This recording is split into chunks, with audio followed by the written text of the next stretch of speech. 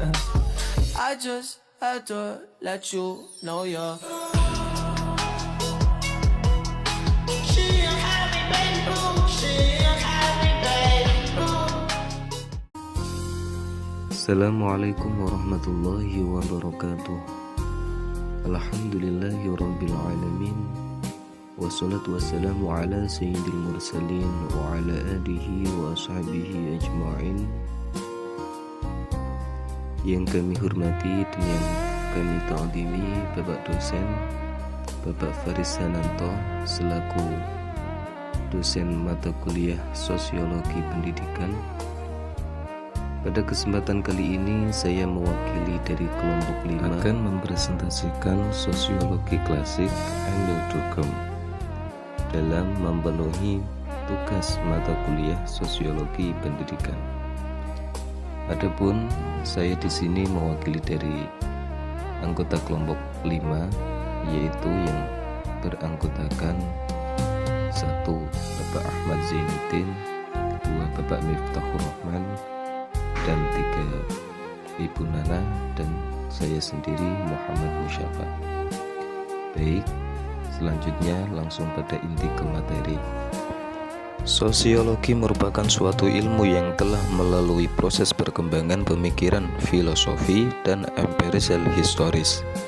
Fenomena sosial yang terjadi di Eropa Barat antara abad ke-15 hingga abad ke-18 merupakan latar belakang yang sangat mempengaruhi perkembangan sosiologi. Perkembangan sosiologi secara nyata terjadi ketika berkembangnya pandangan-pandangan filosofis tentang positivisme yang digagas oleh Auguste Comte pada tahun 1798 sampai 1857, yaitu menjadikan sosiologi sebagai ilmu pengetahuan ilmiah yang sama halnya dengan ilmu pengetahuan alam. Comte juga berpendapat bahwa sosiologi harus menjadi ilmu yang positif, yang berdasarkan pada pola pikir secara ilmiah, di mana objek yang dikaji harus berupa fakta, bermanfaat, dan mengarah kepada kepastian dan kecermatan.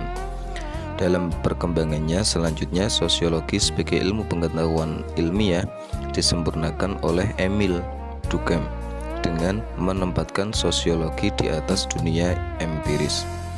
Ketika Emil untuk pertama kalinya menggunakan metode riset ilmiah dalam mengkaji informasi demografi dari berbagai negara dan mempelajari hubungan antara angka bunuh diri yang ada di negara-negara itu dengan faktor agama dan status perkawinan, maka sosiologi benar-benar lepas dari pengaruh filsafat.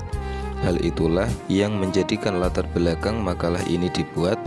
Makalah ini akan menggambarkan teori Durkheim mengenai fakta sosial yang menjadikan sosiologi sebagai disiplin ilmu terlepas dari filsafat dan psikologi. Selanjutnya yaitu biografi singkat. David Emil lahir di Epinal, Prancis, 15 April 1858. Ia merupakan keturunan seorang pendeta Yahudi, dan dia sendiri belajar untuk menjadi pendeta. Namun ketika ia berumur 10 tahun, ia menolak untuk menjadi seorang pendeta. Sejak itu perhatiannya terhadap agama lebih bersifat akademis ketimbang teologis. Adapun David Emil meninggal pada 15 November 1917 sebagai seorang tokoh intelektual Prancis tersohor, tetapi karya David Emil Durkheim mulai memengaruhi sosiologi Amerika 20 tahun sesudah kematiannya, yakni setelah terbitnya The Structure of Social Action karya Talcott Person pada tahun 1937.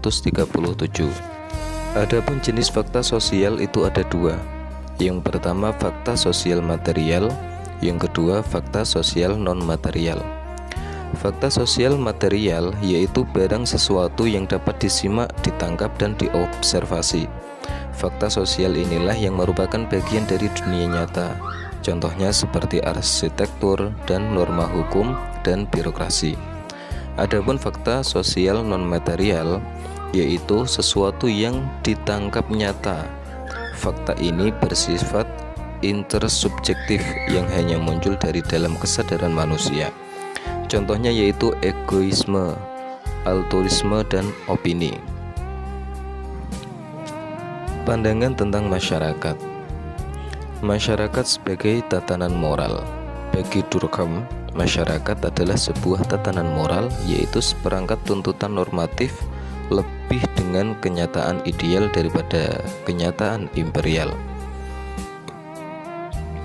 Durkheim menyebutkan asal-usul dan otoritas moralitas harus ditelusuri sampai pada suatu yang agak samar, yang ia sebut dengan masyarakat.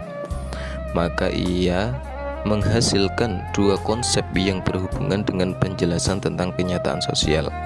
Konsep-konsep tersebut adalah kesadaran kolektif dan gambaran kolektif.